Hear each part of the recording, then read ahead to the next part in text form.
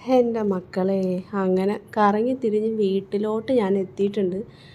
ഒന്നും പറയണ്ട. ഇന്നാണെങ്കിൽ ഏതൊക്കെയോ ബസ് ഞാൻ മാറി കയറി. ഇവിടെ ചെന്നൈയിലാണെങ്കിൽ എല്ലാം നമ്പറിലാണ്, ഓരോ റൂട്ടിലും ഓരോ നമ്പർ വെച്ചാണ് ബസ് ഓടുന്നത്. അപ്പോൾ ഞാനും 102 റൂട്ടിൽ ഓടുന്ന ബസ്സിലാണ് എനിക്ക് പോകേണ്ടത്. അപ്പം ഞാനൊരു 102 ബസ് വന്നപ്പോൾ അതിൽ കയറി. പക്ഷേ ആ ബസ് വേറെ ഏതോ റൂട്ട് പോയി. ഞാൻ പിന്നെ അവിടെ പോയി ഇറങ്ങി. അവിടെ നിന്ന് വേറെ ബസ് പിടിച്ച് ഞാൻ എത്തിയപ്പോഴേക്കും 8:30 മണി കഴിഞ്ഞു. ട്രാഫിക്കിൻ്റെ കാര്യം പിന്നെ പറയേ വേണ്ടല്ലോ. അതുകൊണ്ട് തന്നെ വന്ന പാടെ ഞാൻ അടുക്കളയിലോട്ടാണ് കയറിയത്. കാരണം വേറെ ഒന്നുമല്ല, ബിജു ചിക്കൻ വാങ്ങിച്ചുകൊണ്ട് വെച്ചിട്ടുണ്ടായിരുന്നു. അപ്പോൾ എന്തായാലും അവൻ ചിക്കൻ കറി വയ്ക്കാമെന്ന് പറഞ്ഞു. പിന്നെ ഞാൻ അവനെ ഹെൽപ്പ് ചെയ്യാൻ വേണ്ടി ജസ്റ്റ് ഒന്ന് കയറിയെന്നുള്ളൂ. ഹെൽപ്പ് എന്ന് പറഞ്ഞാൽ വേറെ ഒന്നുമല്ല, ജസ്റ്റ് ഒന്ന് മാഗ്നേറ്റ് ചെയ്ത് വെച്ച് കൊടുത്തു.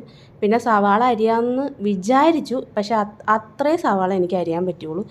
പിന്നെ ഞാനത് അവിടെ അവന് തന്നെ ഹാൻഡ് ഓവർ ചെയ്തിട്ട് ഞാൻ പിന്നെ ബാക്കി ചിക്കൻ ഫ്രൈ ചെയ്യാനുള്ള സാധനത്തിലോട്ട് കടന്നു. ഈ ചിക്കൻ ഫ്രൈ എന്തായാലും നാളെ ഉച്ചയ്ക്കത്തെ ലഞ്ചിന് വേണ്ടിയാണ്.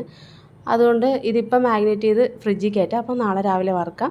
നാളെ രാവിലെ തന്നെ ഉച്ചയ്ക്ക് കൊണ്ടുപോവുകയും ചെയ്യാം. ഞാൻ എന്തൊക്കെയല്ലേ ഈ പറയണേ. പിന്നെ ഡിന്നറ് ഇഡ്ഡലി.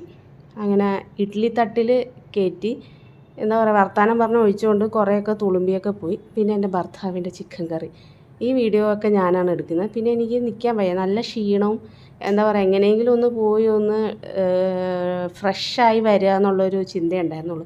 അപ്പോൾ ഞാൻ പുള്ളിക്കാരൻ്റെ അടുത്ത് പറഞ്ഞു, എനിക്കൊന്ന് വീഡിയോ എടുത്ത് തരുമോ എന്ന് ചോദിച്ചപ്പോൾ പുള്ളിക്കാരൻ ആദ്യം നല്ല മൂഡിലായിരുന്നില്ല. പിന്നെ എനിക്ക് എടുത്ത് തരാമെന്ന് പറഞ്ഞു. പക്ഷേ എടുത്ത് തന്നത് ഇങ്ങനെയാണ്, കുറച്ച് ഷേക്കും കാര്യങ്ങളൊക്കെയാണ്. അത്ര എസ്തറ്റിക് ലുക്കൊന്നും വന്നിട്ടില്ല. എന്ന് വെച്ച് ഞാൻ എടുക്കുന്ന വീഡിയോ എസ്തറ്റിക് ലുക്കാണ് എന്നൊന്നും ഞാൻ പറയുന്നില്ല. പക്ഷെ എന്താ പറയുക, ഉള്ള സമയത്ത് ഞാൻ ഓരോ വീഡിയോ ഇഷ്ടം കൊണ്ട് ചെയ്ത് ഇടുന്നതാണ്. അപ്പം എന്താ പറയുക, പുള്ളിക്കാരൻ എനിക്ക് ഇത്രയും ചെയ്ത് തന്നതിൽ എനിക്ക് സന്തോഷം. അങ്ങനെ പുള്ളിക്കാരൻ്റെ പെപ്പർ ചിക്കനാട്ടോ ഇത്. ഇൻസ്റ്റാഗ്രാമിൽ നോക്കി ഒരു കണ്ടുപിടിച്ച ഒരു റെസിപ്പിയാണ് പെപ്പർ ചിക്കൻ.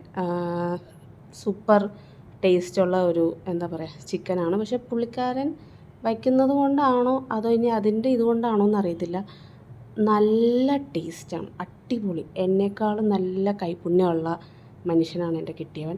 ഞാൻ ആലോചിക്കുന്നത് എൻ്റെ അടുക്കള മൊത്തത്തിൽ ആ പുള്ളിക്കാരനെ കൊടുത്താലോ എന്നാണ്. അപ്പോൾ ശരി, ബൈ.